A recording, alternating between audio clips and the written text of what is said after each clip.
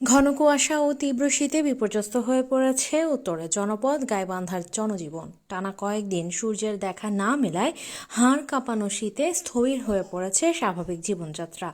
শনিবার ভোর থেকে দুপুর পর্যন্ত গাইবান্ধার বিভিন্ন এলাকায় ঘন কুয়াশা ও হিমেল হাওয়ার কারণে সড়কে দৃশ্যমানতা কমে যায়। এতে যান চলাচলে বাড়ে ভোগান্তি। সবচেয়ে বেশি দুর্দশায় পড়েছেন দিনমজুর, রিকশা ও ভ্যান চালক সহ নিম্ন আয়ের মানুষ। তীব্র শীতে কাজে যেতে না পারায় অনেক শ্রমজীবী মানুষ পড়েছেন চরম সংকটে। একই সঙ্গে শীতজনিত রোগে আক্রান্তের সংখ্যাও বাড়ছে বলে জানিয়েছেন স্থানীয় চিকিৎসকরা। আবহাওয়া অফিস জানিয়েছে, গাইবান্ধা সহ উত্তরাঞ্চলে শীত ও কুয়াশার এই পরিস্থিতি আরও কয়েকদিন অব্যাহত থাকতে পারে। এদিকে শীতার্ত মানুষের জন্য প্রয়োজনীয় সহায়তা জোরদারে দাবি জানিয়েছেন স্থানীয়রা।